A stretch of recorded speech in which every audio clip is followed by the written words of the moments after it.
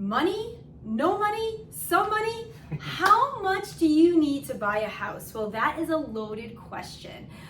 It's going to, of course, depend on what you're trying to do. Are you going to need down payment assistance? Are you going to need a little money down, FHA 3.5, or conventional 3, conventional 5? I mean, all these things go through your head, and buyers are always scared to ask the money question. It's one of those, money's one of those awkward conversations. Yep. Like, you don't want people to know how much you actually have in your account, and it gets weird. But so there's a lot of different reasons why people would use something called a DPA, a down payment assistance program, which means they help you out with some or all of your down payments, sometimes closing costs, and Reggie will get into detail about that. Yeah. But they want to use that resource because they want to keep their money in the bank. So sometimes using a DPA isn't because you don't have any money. And sometimes it's because you want to keep your money. So again, that's going to be between you and your loan officer. Those are comfort questions of what you're trying to do. But before I take over the whole video, Reggie, let's get a little DPA. Yeah, absolutely. So probably the number one deterrent from someone buying their first house is they feel like they don't have enough down payment. So on a traditional loan, you need about 3 to 5% down. A lot of people think 20% down. That's not correct. But what Angela is saying is so true. There's a ton of down payment assistance loans on the market, and what they do is they bridge the gap from the loan to the purchase price. So depending on how we structure it with seller concessions, we can actually get you into a house with absolutely zero down or minimal down. So it's definitely something where you should at least look at your options and know it's available. And Angela made a great point. You can use DPA even if you have a down payment, because the reality is if you're buying a house, you're going to need money to furnish that house. You might want to rehab it a certain way. So DPA is a really popular option, not only with first-time home buyers, but multiple home buyers to keep more money in their pocket and be able to use some of those funds for some of those other things they like to do. Yeah, and I think it's a great idea.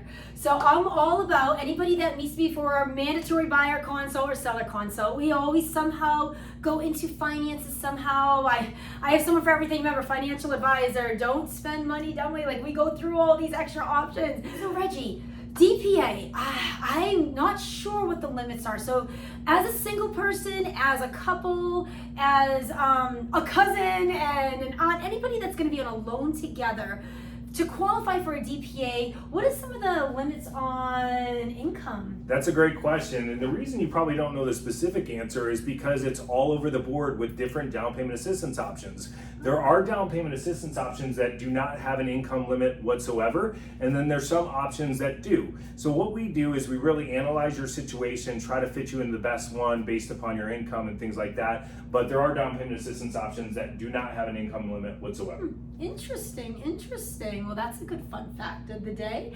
Down payment assistance too, and this one's a loaded question, I'm assuming, because there's so many loan programs. Yep. Penalties for trying to refinance it out. What are we looking? So let's say we buy a house, let's say in the next couple months, and then boom, baby, interest rates do drop.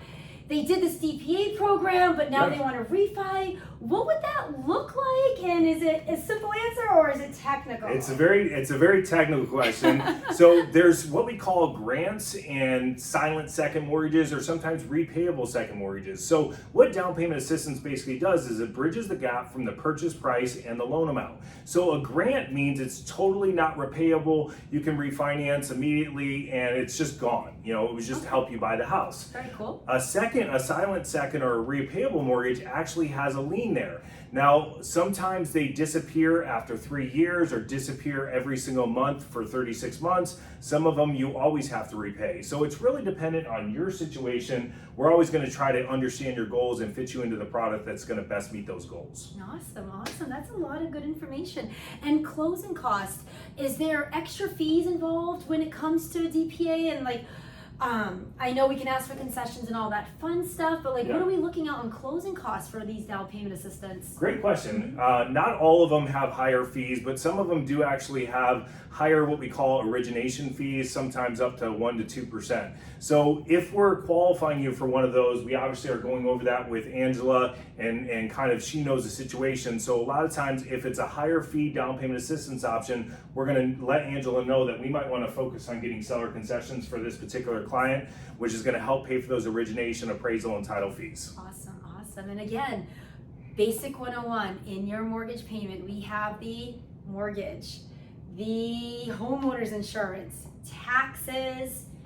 HOA is not in the HOA payment, is not but in the you pay that payment. separately. And you do, yeah. So everything's going to be in there. So when Reggie is giving you a monthly payment, you call up his team, you get pre-qualified, they're giving you this monthly estimate of what it's going to look like for you so you have an idea. So when it comes to DPA, it's a great choice also because can we still close in a really fast timeline of 20 days? Is that possible with a DPA, 30 days? Absolutely. A lot of times DPAs get a bad rap, like it takes longer, things like that. It's just the same qualification as a regular loan. It's just as easy on our end, and usually we're going to be able to close those anywhere from 2 to 4 weeks, depending on when we order the appraisal. Awesome. So yeah, so if you are thinking you want to buy a house, you just want to consult, you just want to chat, it's super easy, and I mean, it's just conversation like we're having. You don't have to even apply for a loan. You don't have to buy a house.